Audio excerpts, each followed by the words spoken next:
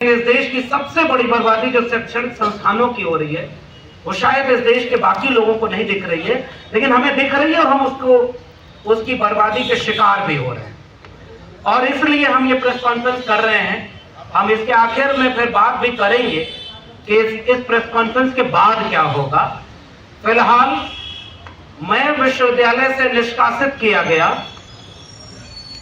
और इसके पीछे क्या वजह है वो लिखित नहीं, और जिन्हें हमारी जगह पर रखा गया उनकी मेरिट पब्लिक डोमेन में नहीं है। इस प्रेस कॉन्फ्रेंस से हम ये जानना चाहते हैं कि बतौर नागरिक या देश के बाकी लोग भी अगर इस बात से सहमत होंगे तो उन्हें भी ये जानने का हक है कि देश के केंद्रीय विश्वविद्यालयों में नियुक्ति प्रक्रिया ये कैसी है कि 4, 6, 10 लोग बैठ करके आखिर में निर्णय ले लेते हैं कि हम किसको नौकरी पर रख रहे हैं।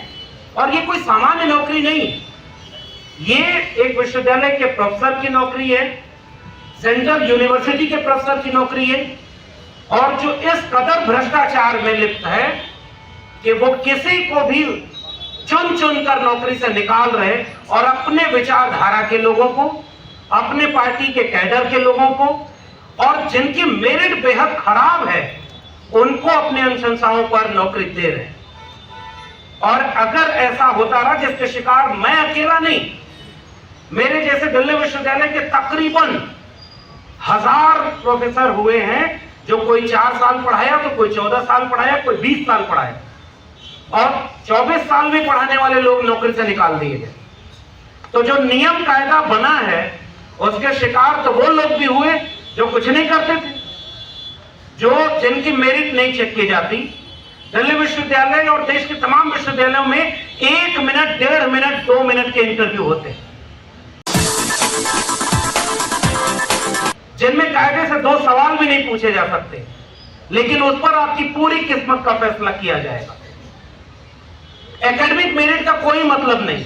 बिहार सरकार में असिस्टेंट प्रोफेसर की नियुक्ति होती है तो 100 नंबर में से 85 नंबर एकेडमिक होते हैं जो लास्ट मेरिट में जुड़ते हैं।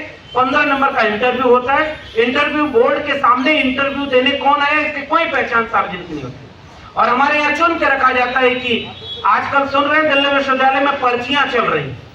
अगर एक रंग की पर्ची है तो इसका मतलब ये कि दूसरे रास्ते आए हैं, दूसरे रंग की पर्ची है तो दूसरे रास्ते आए। इसलिए हमने जो प्रेस विज्ञप्ति में मांग बनाई, पहली ही बात है कि देश के विश्वविद्यालयों पर एक सरकारी विचारधारा का हमला हो रहा है, और जो लोग उस विचारधारा से असहमत हैं उनको विश्वविद्यालयों से बेदखल किया जा रहा है। एक तरफ वो प्रोसेस फॉलो कर रहे हैं तो हमारे जैसे हजारों लोगों को बेदखल कर रहे हैं, और दूसरी तरफ जब वो अनैतिक होते हैं तो हमारी साथी डॉक्टर रितु की तरह झूठे आरोप लगाकर, गलत तरह के दस्तावेज लगाकर उन्हें बेदखल कर देते हैं। विश्वविद्यालय आज के तारीख में यहां पहुंचे हैं, अमृत काल चल रहा है, विश्वविद्यालयों का ये हाल है। हम दूसरी मांग अपने प्रेस कॉन्फ्रेंस में, इस प्रेस विज्ञप्ति में रखना चाह रहे हैं कि जो नियुक्ति प्रक्रिया है बेहद घटिया है, भ्रष्टाचारी है और भेदभावकारी है। इसलिए हम इस तरह की तमाम चीजों के ऊपर गहरे सवाल खड़ा करना चाहते हैं। ये नियुक्ति प्रक्रिया बेहद कम मेरिट वाले लोगों को, मिसाल के तौर पर मैंने बाद में ये कहना शुरू किया कि मेरी मेरिट में एपीआई स्कोर 96 है। कुछ ऐसे भी लोग होंगे जिनका 98 होगा, 100 होगा, उनको निकाल करके 50 एपीआई, 52 एपीआई वाले किसी अपने प्रोफेसर के रिश्तेदार को, किसी पार्टी के कैडर को ये दिल्ली विश्वविद्यालय में अगर नौकरी दी जा रही है तो इसके 2 सवाल हैं कि अगर नौकरी दी जाती है तो वो हमारी मेरिट चेक कर दी जाती है या हमारी विचारधारा देख कर दी जाती है। हम इस देश के नागरिकों की तरफ से ये सवाल देश की सरकार से पूछना चाहते हैं। और दूसरी बात, अगर मेरिट देख करके नौकरी दी जा रही है तो वो जो कम मेरिट के लोगों को असिस्टेंट प्रोफेसर आप यूनिवर्सिटीज में बना रहे हैं, आप लाखों बच्चों का भविष्य अंधकार में टेक रहे हैं। और अभी हमारी साथी एकेडमिक काउंसिल की मेंबर माया जी ने बताया भी, बच्चे लिख करके कंप्लेन कर रहे हैं कि इस टीचर को पढ़ाने नहीं आता, क्योंकि मेरी जगह भी जिन्हें नौकरी दी गई उन्हें स्कूल से ला करके वहां रख दिया गया। तो वो किसके लिए विश्वविद्यालय बर्बाद किए जा रहे हैं? जो बच्चे वहां पढ़ रहे हैं। और उसके बाद हमने ये सवाल उठाया कि तमाम तरह के भेदभाव किए जा रहे हैं, पाठ्यक्रम बदले जा रहे हैं, न्यू एजुकेशन पॉलिसी कहती है कि 40% सिलेबस ऑनलाइन मोड में चला जाएगा। उसके बाद वो कह रहे हैं कि स्वयं ऐप के बाद हेफा बनेगा, लोन लेकर के आप पढ़ाई करेंगे। अगर आपकी जेब में पैसा है तो पढ़ाई कर सकते हैं।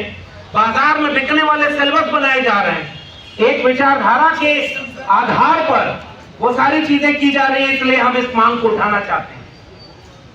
90 के बाद ये आखिरी बात कहूंगा, जो कि बाकी बहुत सारे लोग मेंबर ऑफ पार्लियामेंट हमारे बीच में हैं, विश्वविद्यालयों से जुड़े हुए लोग हैं, बहुत ज्यादा बातें न कर करके आखिरी बात, पूरे देश में शिक्षा व्यवस्था चौपट हो रही है।